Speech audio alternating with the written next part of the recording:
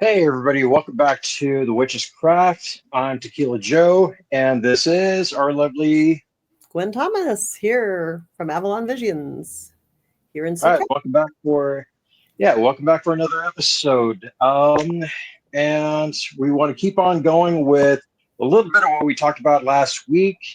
We left off on a stone of the week, and uh, we didn't quite go into the actually, one good spell that we can use that for. Gwen, if you want to go ahead and take us right into that, and hopefully that'll help quite a few of our viewers. What have you got for us? It's a money spell, right? Well, I do. I have a money spell, and I'm going to hold this up. This is our little piece of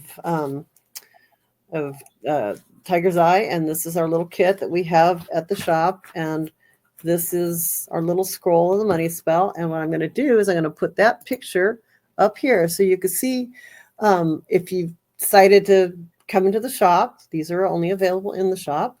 That you would get a little kit with a money spell, and this is the spell. So what you do is you take the stone, and it's a good Tiger's Eye is really good for grounding, and you would use the largest bill that you have.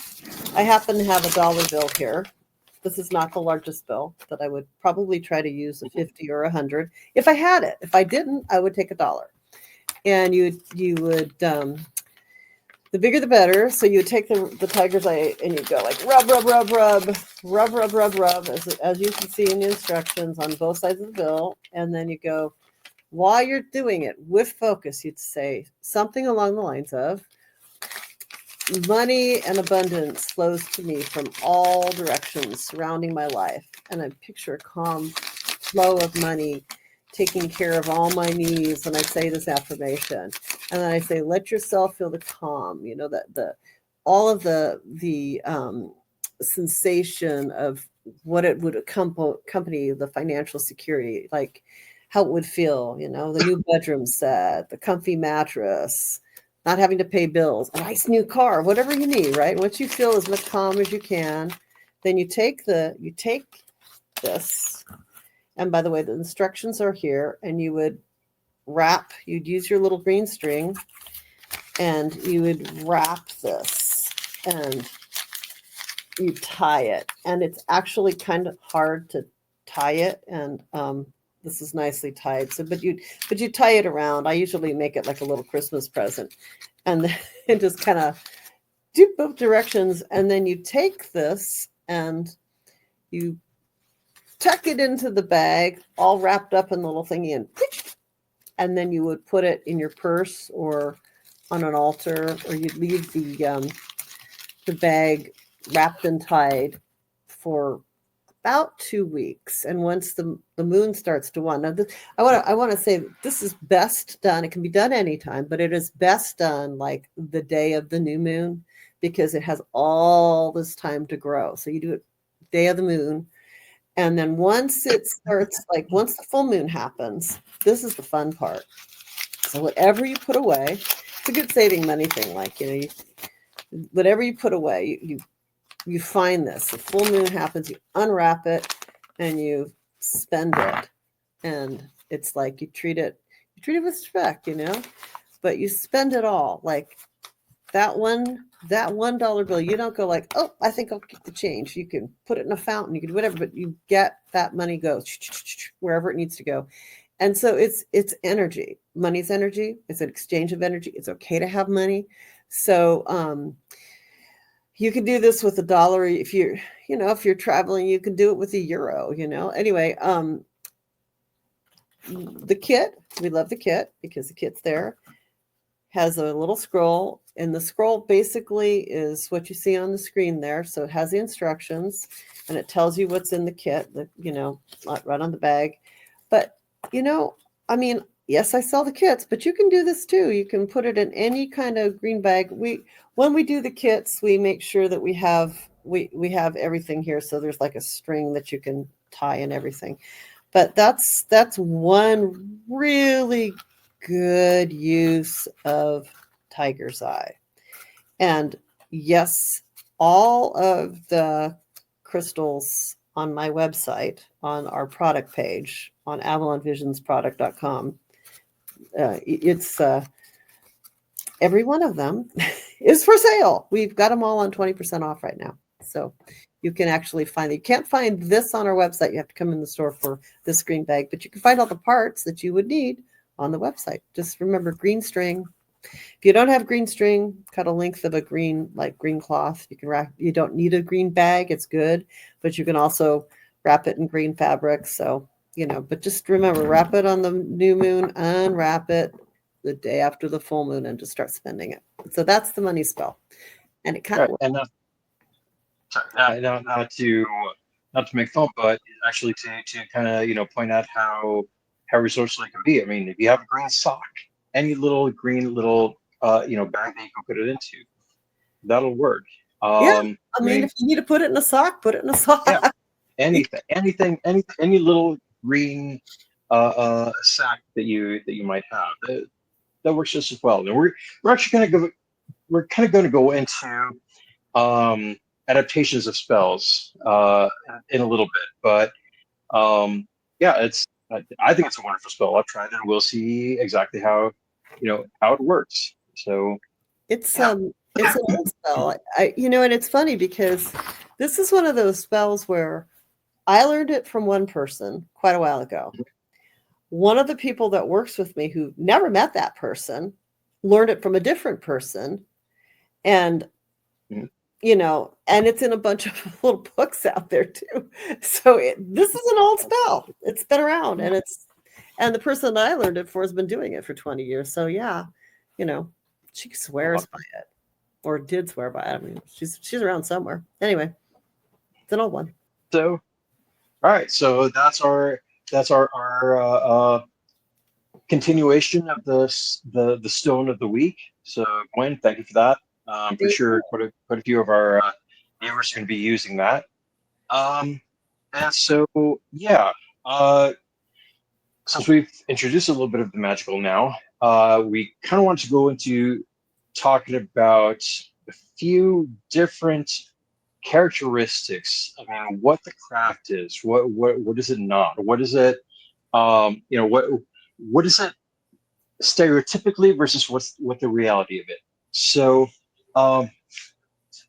one of the things, Glenn, that you mentioned is that it's a use of energy. And for me personally, I think that's what a lot of that craft is. It's like taking that image or that manifestation of whatever it is that you want to accomplish, and using that energy to actually make it into being. Now, one of the things that comes up a lot, especially in the stories of new witches coming in, or you get it in Hollywood sometimes, just different stories of what exactly happens when it doesn't quite work, and what they're missing is the fact that it is a transfer of energy. You're calling on energy from somewhere else, from the unseen, but what they don't tell you is that you kind of have to put in that energy yourself. So a lot of the times it's stones, it's candles, it's tools, it's ingredients, that kind of thing. They'll tell you what to say, they'll say the passages, but when that spell is done, it's best to just kind of leave it be, let it work its magic, let it simmer, if you will. But also there's that underlying effort where, if you're asking for abundance, if you're asking for, a new relationship, if you're asking for, a way to take a trip, anything like that, you want to manifest that. Well, there's also got to be that legwork. So the craft has always kind of been, at least my understanding, and a lot of you guys, that are watching, you can comment, you can totally tell me, or you can tell us what your opinions are on it. And there's again that legwork that you want to put in. It's like, okay, you can put that work out there, but also what am I going to do for it? Am I gonna work for it? Am I just gonna sit around and hope that it happens? And when you do that latter, it's like that's kind of doing part of the work. That's putting the ingredients to your sandwich together, like on the table, and hoping that the sandwich creates itself. That's kind of not how it's going to work. So if you still you collect the ingredients, you collect what you're going to do, then you have to put it together. So uh, there's a whole lot of different other elements that are involved in there. So you're going to work a little bit more. You're going to sell off what you got. You got to just kind of decide, put a plan together. How's this going to work? What's it going to look like? What am I going to do for it? And then just start the process. And the craft is more of that. It's more the oil that kind of greases the machine. It's like it'll make it easier for you to manifest that. That's kind of the way that it's been presented, like over the longest time, like way before uh, the stories were written down, before Hollywood came along and showed us like, okay, you just say these magic words and poof, it happens. That's not really how it's going to work in reality. Um, excuse me. And so that kind of ties into what the craft isn't. Um, and there are so many ways that these things can be um, misconstrued, so many different ways that it can be um, made into like an almost fantastical image, if you will. That's where you get all of the movies that come in. They show you uh, everything that happens when you say these magic words. We use this potion. Oh, everything happens immediately. That's really not what it is. Nor is it a practice where uh, here's where we get into the dark side of it. You get all of the imagery of the evil person. You got the evil witch, the evil one that lives in the woods, the evil witch that was she was murdered. She was caught. She was murdered. As always, a woman. She's always murdered by the townsfolk, and now her spirit just kind of waits in, she waits dormant, all that kind of thing. And when she awakens, she brings all this evil. That's really not what the craft is. Um, there is not a lot of devil worship per se, and a lot of people are going to argue that, well, there is no devil worship. That's not necessarily true, because there are some people that work with something that's more of like along the lines of a trickster, and then we have other witches that go into Bane magic, Satan worshippers, that kind of thing. Yeah, those people do exist. Those cults do exist. That religion does exist, and Santa Cruz has their share of them. And honestly, even with those guys, you get to meet them. They're actually some of the nicest people. They're not even like super mean or they're not evil. They are actually like generous people. We've met some of them. But the stigma around everything being evil, everything being super dark, everything being super uh, demonic, and it's the same thing.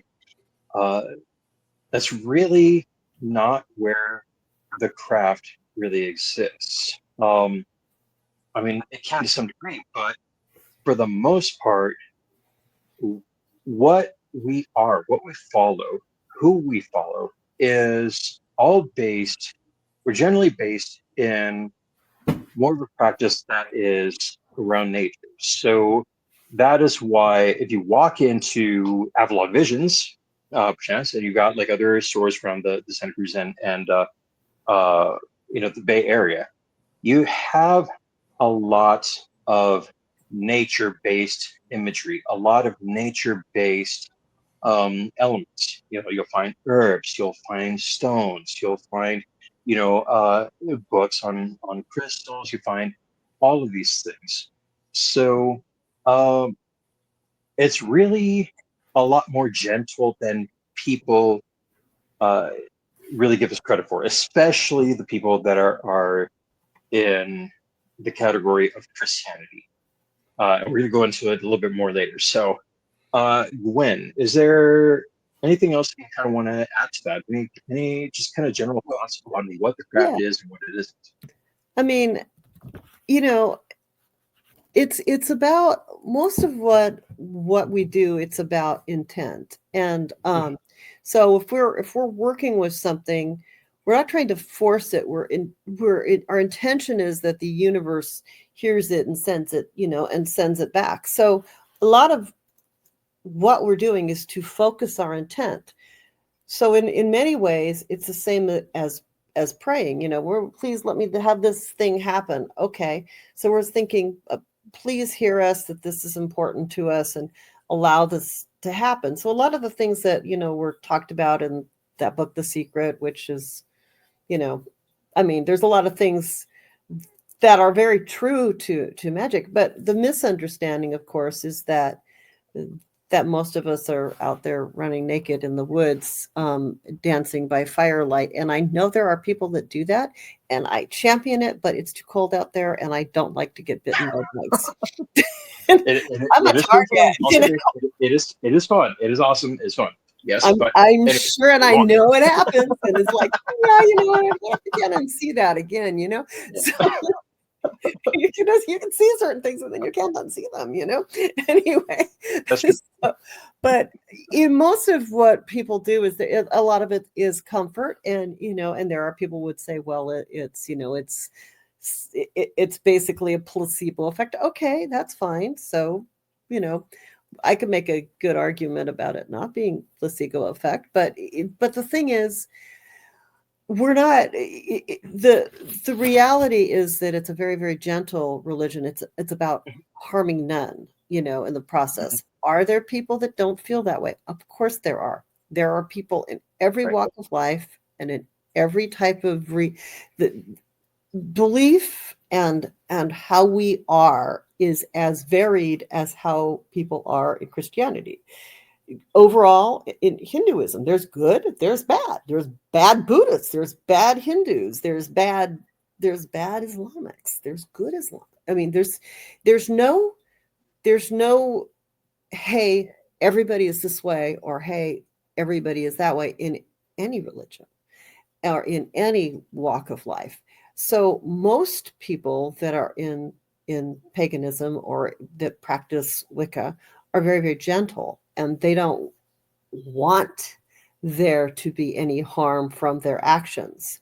And one of the key things that most of the people, almost all of the people that I know who are in this kind of genre of the new agey spiritual type, old hippies, etc., are very concerned about what happens to the world. We're not thinking, hey, I want to go burn around in the dirt and, have fun every day and just blow off gas. Most of them are like, you know what, that was fun when I was 20, but now I understand how much damage it does to the soil. So it's more of a conscious way of respecting what is happening outside, and then, understanding that the universe has this language that runs through it. It talks to us in our dreams. It talks to us in coincidences. I was so happy because there were two crows out in our fairy garden outside the backyard today. And I'm like, oh, Mr. Crow, I was having a little conversation with them, and they flew away. But they knew I was there, So, it's the kind of thing where I feel very good with birds. I feel very good with cats. I'm very good with dogs. My last words, if I see a wild cat, may actually be, here, kitty, kitty. I'm one of those. Yep. You're just a feral, Yeah, okay, I was dinner, but it was a good way to go, But the thing is, we have a very good respect for nature, and we know some of what we do. We drive cars, it's going to be damaging, but the idea is to live with a more conscious manner. So, yeah. And then, that's kind of how I see it. And yeah, I've had a few people from I've had Christian ministers walk in and buy books in my store and say, oh, I can't tell my congregation. No, not my congregation can't know this. And then I've had the wink, wink, and the, nod, nod. And like, I don't actually do what you're doing, but that's okay. You do you, the other way around. So yeah, that's kind of how it is. I mean, just to kind of touch on that, I love the idea, and it's been kind of thrown around, that if you want to fully understand spiritualism, you kind of step into all aspects of it. That's like, you want to understand the light, well, understand the dark too. Understand, you want to understand Christianity at its core, understand where the origins came from, that kind of thing. So, You have to I delve. mean, yeah. So I love the fact of people of the cloth coming into a story, and like I'm trying to understand where everybody else comes from, and I think that's essential. I Yeah. really do think that's essential. That's a great way of like understanding people on a different level. And I mean, you'll have that aha moment, like, whoa, you believe in that? I believe in this, but it's like it's just like in different words, but it's the same thing. Like, okay, now you and I have common ground. Now we can get along. So I think that's crucial. So I think it's wonderful that people of cloth are coming into your store. That's awesome. That's amazing. I I agree. I mean, basically at its core, there's Mhm. I can't disagree with a lot of what Christianity, supposedly what Jesus said, teaches. I cannot disagree with loving thy neighbor as thyself. I cannot disagree with treat others with respect. I cannot disagree that you shouldn't really cheat on people. I mean, there's a lot of our law, and I can talk a little bit about that. I'm going to kind of pull back on it, but most of what we think of is just basically what is criminal and what's not criminal. It goes back to biblical times. I mean, laws basically, and they're there for a reason, like, hey, don't murder somebody, and it's bad karma too. We can talk about that. But these things are cross religions, and so Mhm. so what bothers me though is when things are talked about but not done. And Mm. we talk about being nice to others, and yet we're gonna do some of the nasty things. Let's just throw them into jail. Let's not call it a concentration camp this time around. So I mean, magic is magic is something that you and me, we're vulnerable to being judged by people that don't understand what it is that we do. and Absolutely. Yeah. and so it's imperative that we don't judge them for what they do, but for what they believe, but maybe for what we could kind of look at their actions and say, that's just not right. So yeah, and we can certainly take a look at what the freedom of religion looks like. I know you had some thoughts on that. Well, yeah. Before we get into that though, I do kind of want to talk a little bit more about the dangerous side of it. I mean, when you get those people who are like are pretty extreme, and we do have those on our side, the ones that want to uh, consistently cast that baneful magic, Hmm. because it's even though we are calmer than what we are. Um, Rumored to be. I hate to put it that way. There are those people that really fall into it, and I think those are the ones that like really kind of give us the bad name. I mean, Oh yeah. there's the ones that do, and I know I've already said it quite a few times, but the baneful magic. I mean, there's dangerous rhetoric and the presumptions that are thrown upon us, and you kind of can't help that when you've had so many people along the way that have decided that um, they're going to really, really push the limits, and they're going to cast hexes here and there. Well, I don't like this person. I'm going to hex them. I don't like that person over there. They did me That's a wrong. They're going bad to do it to me. idea. Yeah. Exactly. So it's like on baneful magic is more towards like elimination, banishment, that kind of thing. And I mean, that's great when you're using it against like a really big, really intense negative source of energy. Um, but I mean, there are people that are, uh, you know, even though on a grand scale we're not playing Macbeth's fates, we're not like stirring the pot to like intensified negative situations. Oh, but There that's are so people that fun. are actually doing that. What's Yeah. that? I said, but that's so much fun when Oh, you're yeah, no, it can be fun. It can be fun, especially when there's been a little bit of intoxication involved, and it's like you get around to talking. It's like, yeah, I really hate that person. Well, I hate that person too. Let's go ahead and work something on that. I mean, there are people that do that. There are people I'm that sure that there are. take it to the next level. So, but I mean, generally, that is not who we are. No, it isn't. Um, so I, you know, and the funny thing is that, like, the way that I see it, both sides still will go uh, toward like traditional elements, and they'll base their practice on that. Well, this deity did this and this and this. I'm going to call on them to do that. Um, so yeah. What are your general thoughts on that? And I mean,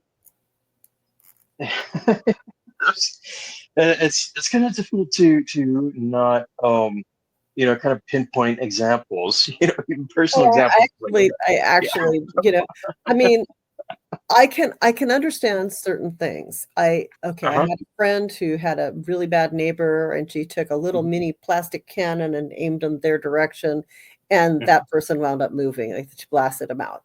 But Wow. when you, I mean, I understand that. I had a neighbor that left their spotlight shining in my window, and I thought of several things. Mostly, I think I just turned up loud music and tried to blast them out. But eventually, I Mhm. wound up taking the high road and wrote them Mhm. notes, because realistically, you can be really angry at somebody, and Mhm. and if you start doing stuff to them, there's something called like the law of threefold or something like that. I'm pretty sure you're Mhm. familiar with it, where it does come back Yeah. at you. Mhm. If you want to do a hex on somebody, first off, don't go to my store, Avalon Visions, and ask one of us to do that for you. And don't call us Right. and Uh-huh. ask us to do that for you, because it is not, it's Mhm. not going to happen. Okay. You want to do that? You're on your own. We don't recommend that you do that, because it does come back. And first off, you might be really angry at somebody. Let's just look at the responsible end of it. And Mhm. you think they did something to you. Okay. Mhm. Maybe they did. Maybe they did something without knowing how that thing that they did would actually affect you. They might have done it unconsciously. Maybe they did it with intent because they thought you did something. So then you take action. It's like, if you keep fighting and you're hitting everybody, is going to wind up black and blue, right? It's, the eye for an eye thing. It might have worked in biblical times, but it really just leaves the world blind. And so it's not a real responsible way of behaving in the first place. Now, Mhm. it doesn't mean you have to lie down and take it and say, karma's going to get them. And a lot of new age people do that. Like, somebody does something, they didn't fix your car, you go to a mechanic, and I can actually think of some things like that. You go to a mechanic, they Mhm. leave the part undone. Okay. You kind of have to go back and get it done. If they do it 3 times or 4 times, or it just doesn't get fixed, you got to take some legal action or whatever, and Mhm. that's fine. And maybe you can bad Yelp them or something. But if you go like, I'm going to hex them, then it's just going to come back at you. And so usually there's a very mundane solution to something that is, you could magically do something to them. Now, where I think, where I think I probably differ, I do think you can occasionally, you know, sort of send negative energy to somebody, but I think you have to be really, really, really cautious as to who you do it to. And it's not a good way to live. One of the, there's a Honopono, I'm going to say that wrong, concept that's Hawaiian, where you send them love and understanding and heal all the past karma. And I know people that have done that have achieved magnificent results and resolved the entire thing and got refunds where they shouldn't have or wouldn't have, or and it's because the highest vibration is really love. It's really the highest vibration, and it doesn't mean that you don't hold somebody accountable. It doesn't mean that you can't, and sometimes you just have to stop somebody. And we do stop people that are negative, really negative, in the store. And the way that I do it is I picture like a beautiful funnel of light with mirrors going facing in, and I march them out the door in that funnel of light, and they leave. 90% of the time. Once in a while, I have to light a white candle, and I just go in my office and light a white candle while I'm talking to them and let it burn and send them out. But you can't. Sometimes you just have to put up a wall and put up a shield. And I know that you can talk about those things, and I know we'll get into that at probably a later date. But sending a hex at somebody, it's not always going to work. And I would say you should be very careful about how you do it. Yeah, because a lot of times, whatever it is, whatever intent that you are putting out there, if you're not careful about protecting yourself against it, that intent is still going to be locked with you because you're the one that created it. So you're the one that put it out there. So it's going to kind of be like a yo-yo. It'll come back to you, or a boomerang, however you want to put it. It's like, okay. You're not careful about what you're putting out there, how you're putting it out there. It can actually happen. Maybe you don't believe in the threefold law. Maybe you just kind of shore it off like, okay, it's done. Well, no, it can come back one way or another. So it's like you're the one that created that, or maybe not created that energy, but you gathered that energy to you with any kind of thing. And I'm even going to start using a little bit of the kitchen terms here. It's the same thing. Like when you're creating a ball of dough for something, that flour that you have in your hands is still going to stick to your hands. So if you're creating that, you're going to put that out there. You're going to put this energy out there, and affect somebody. Make sure this kind of go out and do the damage, whatever. You still have that remaining dough on your hands. You still have those remains. So unless you're able to really take care of it to where that is no longer on your own hands, it's still going to come back to you. You're still going to be attached to that one way or another, and that's really, really hard to do. It's really, really hard to get rid of that. So. I can add to that. We do Reiki through the store. I'm not usually one of the people that I really don't do it through the store. I know I could do it, but I do my own thing. I have, but and basically the Reiki energy, it's supposed to always go through you and go out. And I've experienced wonderful energy from people and not great energy from other people who were very skilled Reiki practitioners for all the things. And I've also experienced it from a school that was from Japan at a show. And my God, that was effective. I think they were a little more clear channel. But what happened, because they were like doing it by the book, and sometimes by the book is really good. It can be, yeah. And I passed a kidney stone 24 hours later. That's a fact. Wow. Wow. But it was an infected kidney stone. It was really bad when I got on the plane and got home. It was like I had to go straight to the emergency room, but it was Ooh, out, I mean, and the thing yeah. is, it had been around. I'd had it for quite some time. So Hmm.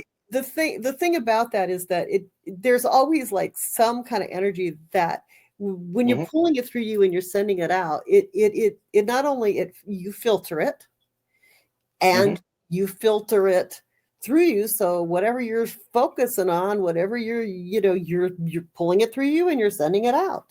So Hmm. if I do something thinking I need money and I send well, okay, I'm accepting money and I send it in, or I need this person to go away. Well, I'm sending go away energy. It doesn't mean it's good. I mean, Hmm. it's you have to be careful of what you're thinking, because if you're sending out I need, that's what the universe hears. If you're sending out I love will come back, it's better, really, Hmm. because you get it back, so Right. it's whatever you're sending through you, I love, I hate, whatever, those thoughts are, you're drawing them to you. It's Hmm. going through this energy ball, and you're making this energy ball. You're making your dough. You're making whatever. You're drawing your art. You can see the person's state of head, their mind, when you look at art, when you look at how well something is sewed, when you're looking at the colors and all of those things, you can see who they are very Hmm. clearly just by how what the end result is, really, and so the Right. focus has to be, the focus has to be very clear. Also, too, when you're looking at pagan practices, we're not really a fear-based religion. So one of the elements missing from a lot of this is the fear.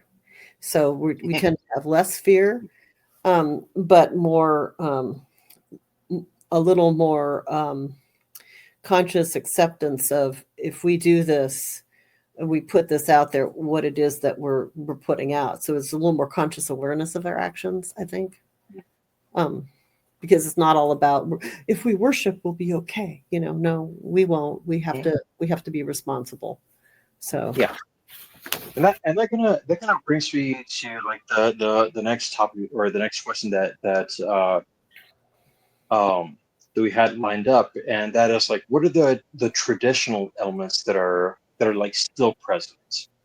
So that's like, okay, let's just think about fear. That's we're not to the outside world, we're fear adjacent, but we're not fear based. we're So not based, no. right. Except So for Hollywood. that You like yes, my exactly. sorry. I had to. I can do it again too. Yes, I don't get that. I don't do I can't get the cackle button. I'm like, ha ha ha, yes, you're that kind of energy, I've you been know. practicing the Um, cackles since I was a kid in Wizard of Oz. Anyway, go on. so yeah, like going into like the traditional elements, what do you see? What do you see that is actually still present, and what's actually like relatively new? And I mean, I kind of want to be careful with this. I really don't want to turn this into like a Ken Burns level of like conversation where it's like it just goes on. So, Oh, but yeah. So, well, but I what do you see? Um, I think the traditional elements that we do see people celebrating the seasons and celebrating like things like, I'm going to say it wrong. I can't say that word for the life of me. We do the solstices, and we do, the new moon and the full uh-huh. moon. A lot of people do that. A lot of Mhm. people use candles. A lot of people use herbs and crystals. Some of the newer aspects are, we talk about stuff that is from multi different cultures, which is what we do at my shop a lot. We talk Mhm. about chakras and karma. Well, that's kind Mhm. of not traditionally Wiccan, but it's definitely energy system. We talk about chi. Well, that's Eastern philosophy. Mhm. We talk about, love thy neighbors. That's okay. That's kind of, well, that's Christianity. And we incorporate that in. And then we talk about, things like measuring energy and ghost hunting and things that Mhm. are, more in the that which is relatively new because, well, guess what? We have some things we can measure things with. And I Mhm. think it's much more mainstream. We can go online and download a seminar. Oh, please do, by the way, like us and share. And, Yes, absolutely. Yes. just, so, and I think the topic is more open than it was. Mhm.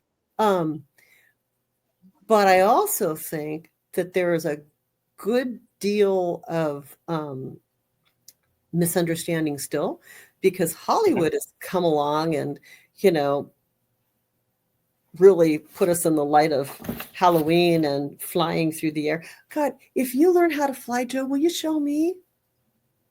Absolutely. I mean, Thank that would you. stop me from being late to work every single day. I, Seriously, that would stop me from being late to I thought I work. got ruined by, like the, Oh, yeah, yeah. I could write a vacuum cleaner maybe. Well, I mean, so like, so I'm thinking about like the traditional elements.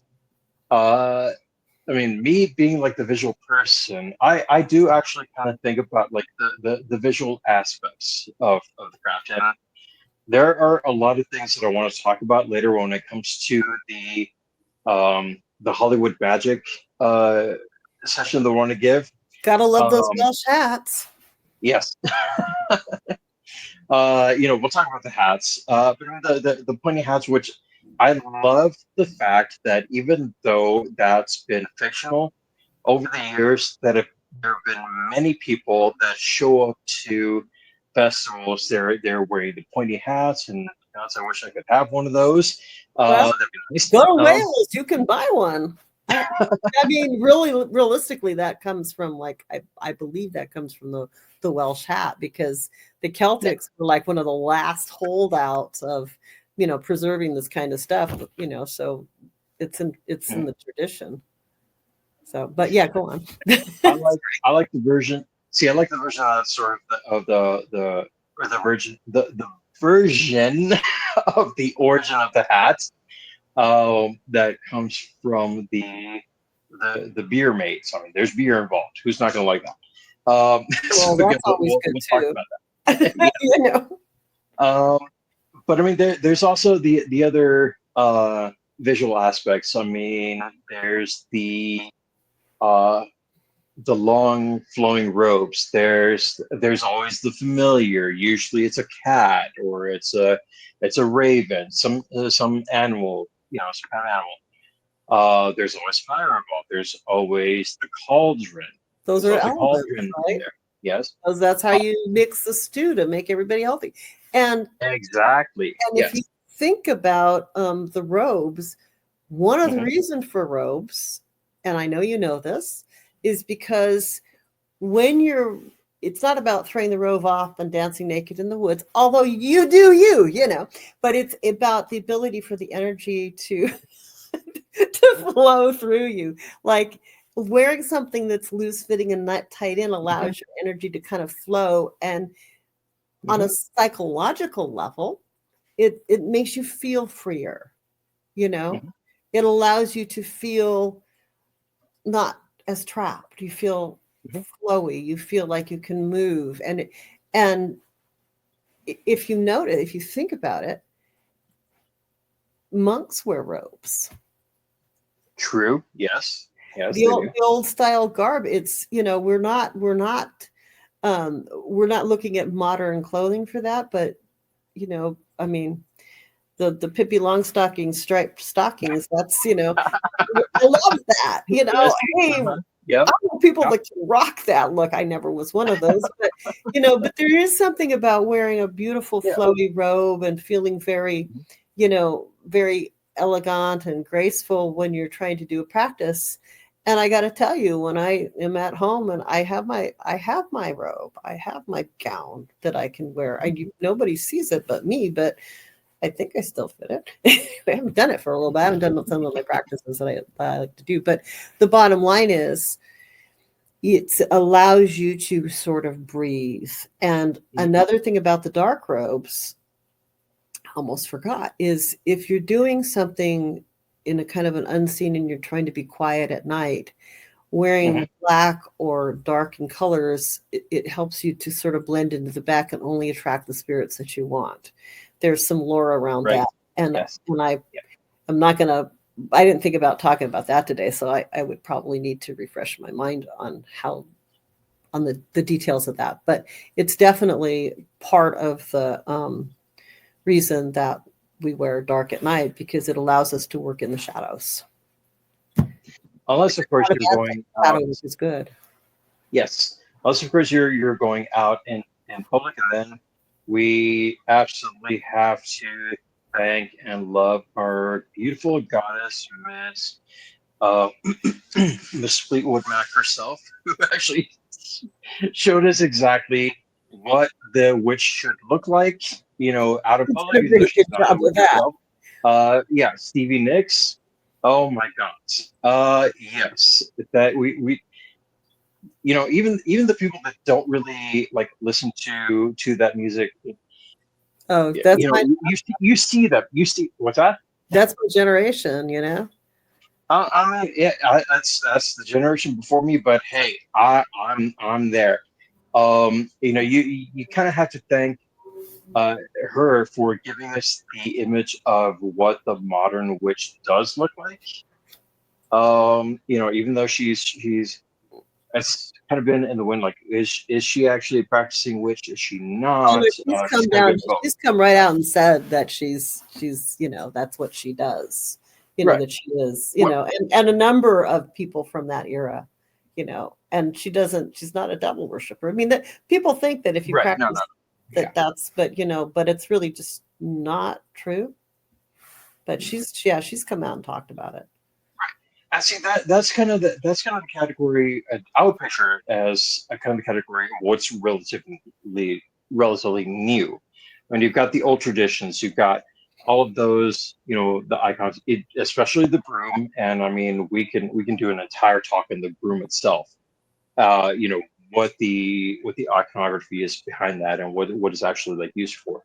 You've Well, got that, and then you've for got clearing energy. Did you see that. some? It was probably about a year and a half ago that I posted myself with two natural brooms chasing something out of the shop, and I went, "What is this?" Did you see that post? It was so long ago.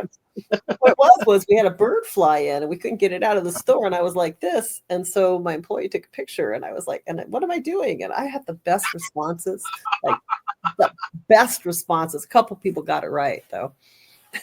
Perfect. Awesome. So, Sorry. I'll I see if mean, I can find that. so I'll yeah, post it on my Facebook page. perfect. Yeah. So I mean, there's items like that are definitely considered like the old world practice, but then you've got the new kinds of fashion. I mean, 70s, 60s, 70s are still relatively new when it comes to the practice. So, and I know that I've seen like a lot of other different little items that have shown up along the way that can really just kind of like, if you see them, if you know, they stand out. They stand out. It's like, okay, this person is maybe dabbling in that practice. There's something that they're not really willing to express, but that it's there. Um, and I mean, like, for example, and like I really want to cut this a little bit shorter, but for me, like when I first started, and I really wanted to kind of express that I was out there, and I still do it sometimes.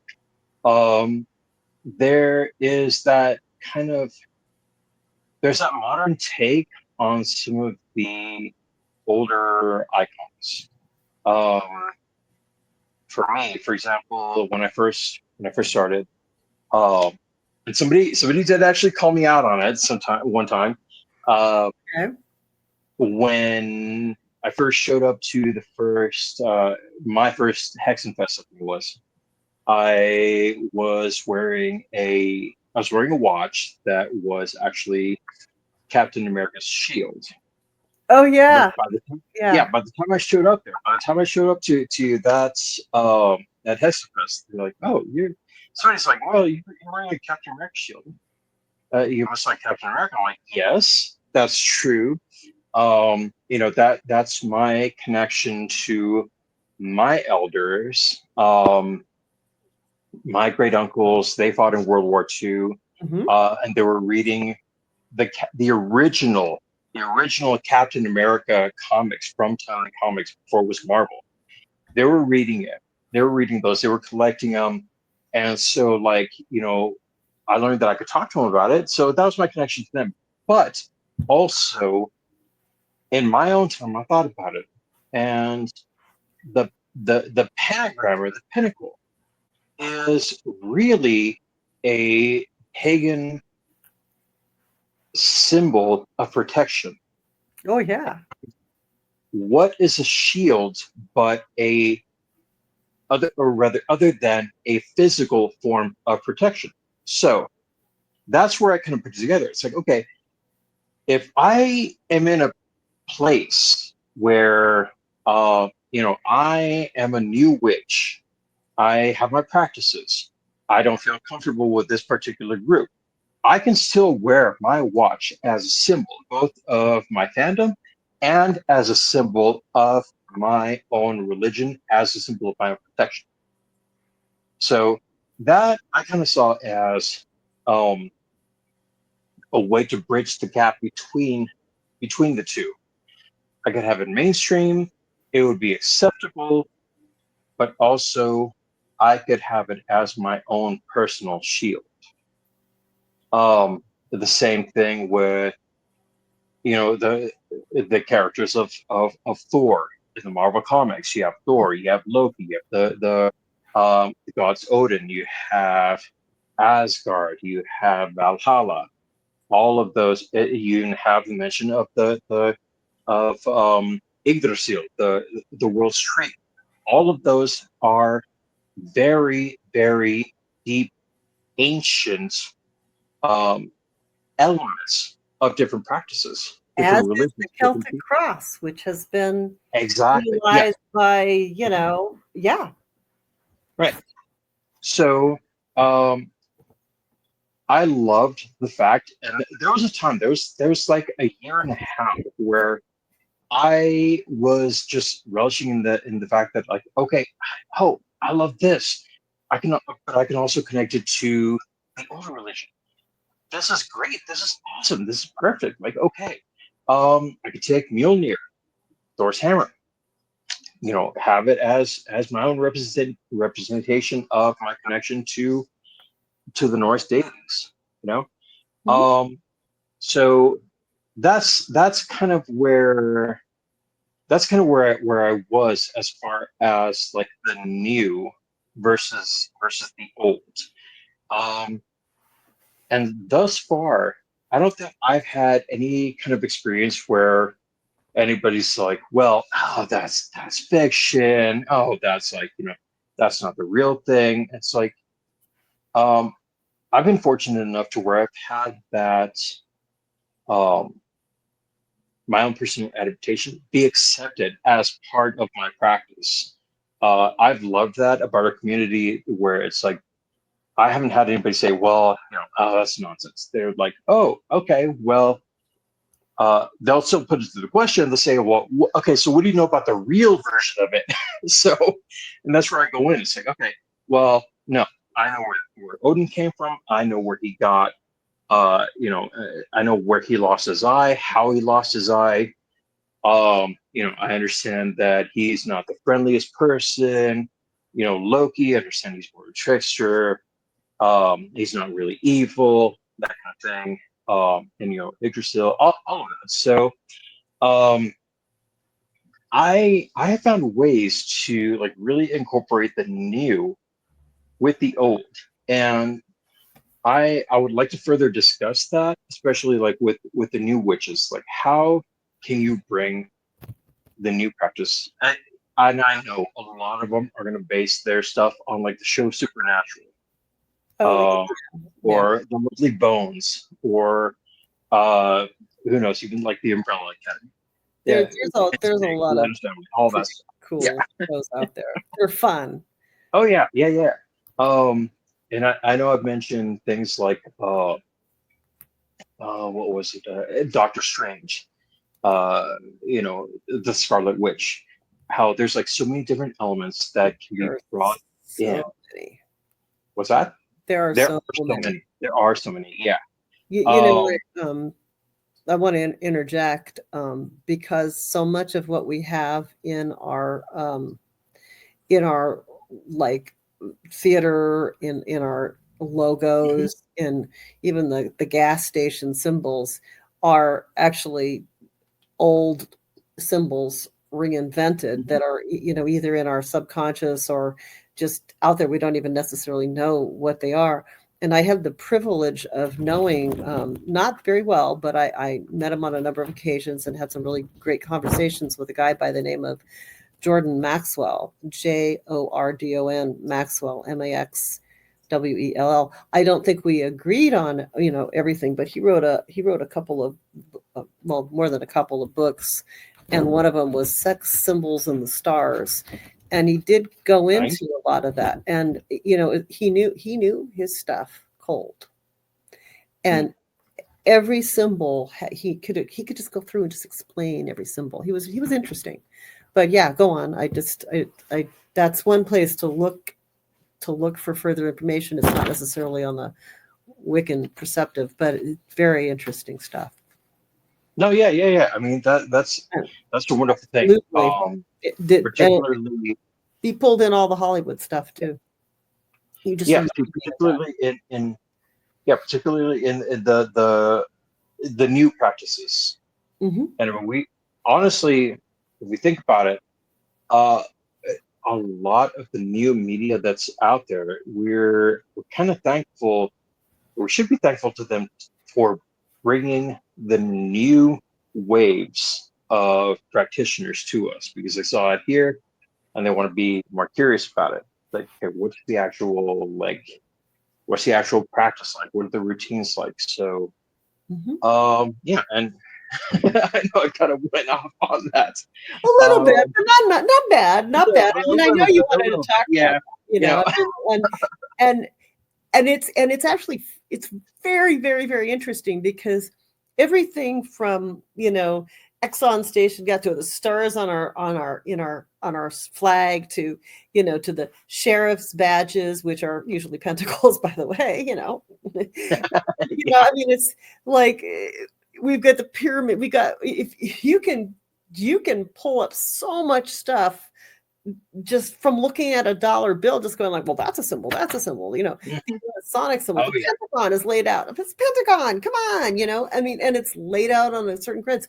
So there's so much stuff like that you go like, well, no wonder the people that get into conspiracies go, wee, because there really are things out there Yep. that are very, very interesting. And it is about consolidating power, Mhm. and that would I think bring us to kind of um uh where what are the purposes of us doing this, Mhm. because I want to read a little section from our newsletter. I just want to straight out read it if I may. um and I Yeah. didn't write this. A friend of mine kind of put it together, and and it's rather interesting. And this will be out in our newsletter. If you're not signed up, you can go to avalonvisions.com and sign up for the newsletter. I think it comes to me. Or if it's not that hard to sign up. I'm not sure how to do it. How about that? I'll figure it out. So, in times like these, our hearts ache under the weight of what we witness: people disappearing, families torn apart, lives reduced to headlines, or worse, to economic talking points. We hear they work our fields, they clean our homes, they prepare our food. And while these truths may be offered in defense of compassion, they miss the deeper point. People are not valuable because they do, they are valuable because they are. Every soul is sacred. Not one of us was born to earn love by our labor or to justify our safety by proving our usefulness. Spirit doesn't weigh our worth on a scale of productivity. Human value is not transactional. When we root our compassion in someone's humanity, not their contributions, we align with the higher truth that all beings carry inherent worth. To speak out, to care, to refuse to look away, these are spiritual acts. They are how we live our values in real time. The world will offer many justifications for who deserves safety, dignity, or mercy, but the soul knows better. The soul says, you are loved because you exist. May we anchor ourselves here. May we honor all lives as valuable. May we remember that every being is a thread in the sacred web, and when one is harmed, the whole trembles. And when you look at our landscape of who we are, you, me, and all the symbols that are surround our nation and that surround everything that we see and do, the supermarket, the star for the sale, all those things. We're surrounded by all of this information, and most of it is a lot of these symbols that you and I were talking about. They're sort of in part a pipeline to maybe just sharing ourselves with the universe a little bit. And so if we don't honor the very people that are standing beside us, where does that leave us? Right. So that was one thing there. Yeah. Oh, and I brought the level of thing down to the somber. But yeah, but it's true. We have all these symbols that we think of, that we incorporate in our lives, and our actions in relation to these things are very tangible. So if I pick up a pentacle and I say, I have this is my whatever, this is my shield, I'm doing well with this. Okay. That pentacle describes what my belief system is, right? But if I don't act in accordance to my belief system, which at this point is harm none, right? I don't want to harm anybody. Then am I really being true to myself? If you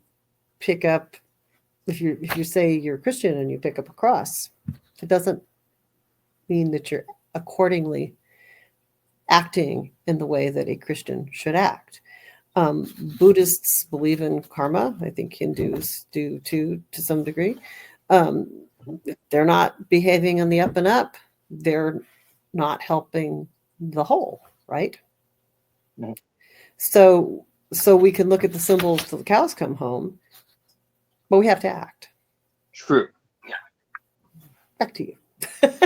And like no, well, like in your opinion, like how do we define what stays relevant throughout the ages? I mean, we're talking about symbolism here that goes back like countless years versus like stuff that's like still relatively new from like the 60s or 70s. Like how do I define what stays relevant throughout the ages? Well, we got trends. We have trends. There are some trends that are a little more caring, and there are some that are a little less caring. We had a lot of people in the 60s saying we want to clean up the water. A lot of smog regulations went in, right? I think I remember that Niagara Falls was really foamy and gross, but they really cleaned it up by regulating the shit out of it, literally. I mean that literally, and there's a lot of things that we can do, that we can bring into focus by focusing our attention and getting others to join with us. But we have our little Palm Pilots or whatever what are they called, little cell phones, and they really they really are trendsetters. Like we one day one thing is on the news and the next day it's completely forgotten because there's a thing like called the quickening, where everything gets faster. And I think I think there's truth to that, where the pace is going faster and faster, and what was popular yesterday isn't popular now, but maybe it'll come back again in a few years, like fluffy hippie skirts. Well, Santa Cruz is kind of it cool. definitely comes back. I mean, another forms of the 80s have definitely come back. I'll attest to that. So yes. Oh yeah. I understand. I understand what you're where you're coming from with that. Yeah. So I mean, we're definitely still finding things that were popular in the 1970s that are popular again. You know, paisley shirts went in and out, then they came back in, then they went. I mean, it's like there's so much stuff fashion wise and book trends and so on. It's like for now I have a bookstore. For a while I just couldn't sell any books. Now people are coming back there reading again. They're not just reading on their tablets. They're actually, you have books. I'm selling more books now than I did for 10 years, because a Kindle is no longer a novel item. It's like, well, it's okay, but it's still a cell phone. I think I'd rather just read a book. So there are trends that are happening. So there's some things are getting a little more organic and some things are not. If you look at, I try to eat organic food wherever possible. Not always. I don't always succeed. I have certain coffee shops that are not organic that I like to go to. Yep. Oh, you want to tell that story? Do you want to tell that story? The credit card story? Maybe we'll say that for another one, but yes, I know exactly what you're talking about. Yeah. You know what I'm talking about. That's for next week. Keep you posted. But but the thing is that food was all organic until it wasn't. And now there's a trend to going back to more organic, smaller farms and so on. It doesn't mean everybody's going to succeed, but I mean, there's these things there's these great cycles where, go like, oh, wait a minute, that wasn't necessarily the best idea. Maybe we shouldn't have plastic bags. Maybe we should ban plastic bags. Well, that happened. Yep. I couldn't give away my plastic bags until the plastic bag ban went into effect. I couldn't, I had to finally set a few of my bags aside because they went in a matter of weeks, like 4,000 of them. Like, oh, the ban is coming. You don't have any more of those bags. So, so things get popular, they get unpopular, and it's mass consciousness, and then it's like little microcosms. Right. And it just depends. Like if one kid in high school buys something and the other kids think it's cute, they all go out and buy it, right? It's like, I've had that happen too. I had these little tarot pendants. No, I take it back. I had these, they weren't tarot pendants. I'm thinking of something else. Same company though, I think. They were like little cloisonne tablets that were Celtic. And they were really cute. They were just like little pendants, little round things. And they were and I had a whole bunch of them because they had sold really well in like the 80s, and then they just totally went passe, I guess 90s, totally passe. Nobody bought one. One high school kid who was, I guess, popular came in and bought them, and then within 3 or 4 weeks, all of our high school friends bought up my stock. Gotcha.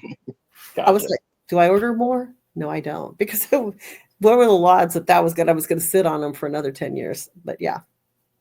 Right. So they said, no, I think I'll pass.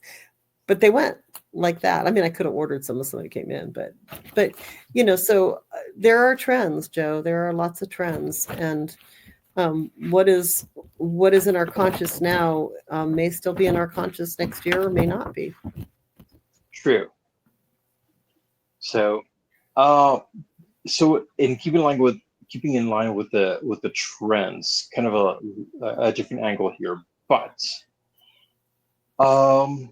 what do you see as far as being called to like different forms of the craft itself? I mean, we saw a huge burst of interest in the craft um, back in the what was it, the 90s, early 2000s, when the movie The Craft came out. Oh, Also, yeah. I think it was everybody the was flying interested in it. across the room Yeah, with the fleet dragging yeah, that really did it for a lot of teenagers. Yeah. yeah. That's the So, revenge I aspect mean, there too, you know. so I Nerd mean, gets I it, think you know. that yeah, so I think that really kickstarted a whole lot of interest in the pagan community, or rather in the pagan practices. Of course, you got a lot of teenagers trying to do what they saw in the movie.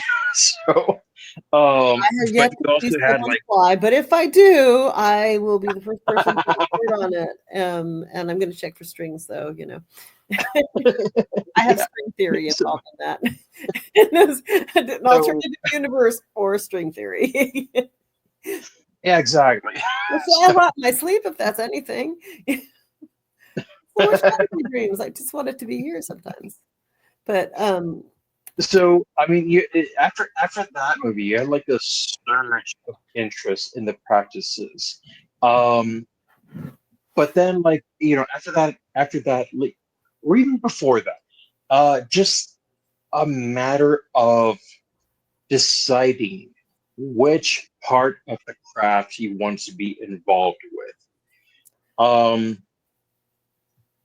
how do you see like these different ways being drawn to it? I mean, I can give you my example, but I'll wait on that until you have your thoughts on that.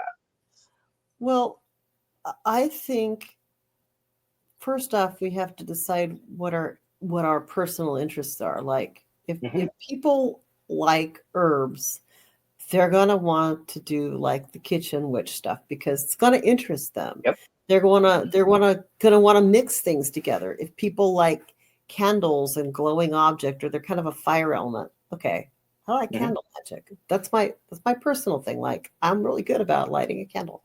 I don't light them every day, not usually, but when I do, that's probably where I'm going with it. It's probably what I'm going to do. Like, it's I'm very comfortable with it, and I just make sure that I always put it where the cats can't get it, or in the fireplace. If it falls over, it just burns out. I got I a story on that. I'll tell you. I have a friend. I, Later. I had a customer who used to come in all the time before she grew up and moved, and she lit her bedroom on fire. It wasn't good. Oh, Um, geez. Oh, wow. Okay. Never mind. but and I know so many people that have burnt holes in chairs and stuff from sage dropping. But I have Wow. a friend she'd been a practitioner for years, and she burnt a hole in her deck. She had to replace it because it was a rental. It was pretty funny. But Wow. I almost burnt it. I almost burnt a chair because a little piece landed on, and it was the one chair in our house that was really broken. And if anybody had sat on it, so I think the sage did its job. It went out of the house after that point. But I got the Done. message. I Done. listened, and I got the message. It went. The chair went outside. Yep. Hmm. But the thing about it is, you find what you're comfortable with. Like, some Hmm. people, they want to say a chant. There's nothing wrong with saying a chant. You know, I mean, they're poets. Those are the people. They're very poetical. They want to say a chant. Some people want to sing. You can Hmm. sing a spell. Yes. You can sing a spell. Um, I don't sing in public, generally speaking, but I have sung a spell before. Hmm. You can, Absolutely. you can. I know people that do magic with singing bowls. I mean, I think I may have seen a lot of different forms of magic. I know people that do hoodoo. I don't know enough about hoodoo to speak for that. I know people that probably have done voodoo. I don't know enough about it to speak of that. I had a little pincushion doll here somewhere somebody gave me. Um, and I wound up giving it to a friend, but it was only like good points. So I mean, I guess that's voodoo, but I think there are other forms that do the little. I mean, there's a lot of different forms that use iconology like that. In fact, there's image candles that are in that same genre. So Mhm. I think it's what you're drawn to. Some people do tarot magic. They use the tarot deck to do it. There's books on that. Some people just do it with intent. I know people that are not practitioners, but when they want something, they're so solely focused on it that they get what they want, and it's just about their focus being, and people that own companies, they have that same intent, like, I'm going to do this, and they just do it. I know someone who's a pro wrestler. She's my age. I think she might be older. She's either my age or slightly old. She's still a pro wrestler. And she's very, very focused on doing that. And she's so focused that she's very successful at it. So most of it's about how you focus. Where you focus, what kinds of tools you are most comfortable using to do what you focus on. And some people fall into it. Some people just do crystal magic. Some people work with chakras. Some people, I don't know. There's people that do goddess worship, or, worship gods, various different deities. I'm not great at worshiping. I'm good at calling in the elements, acknowledging the mother and the father, and I forget who gods are what, and they have changed forms over the years. I can make an argument that, Venus wasn't always Venus. Who was she before Venus? Who's the great mother? Ishtar, right?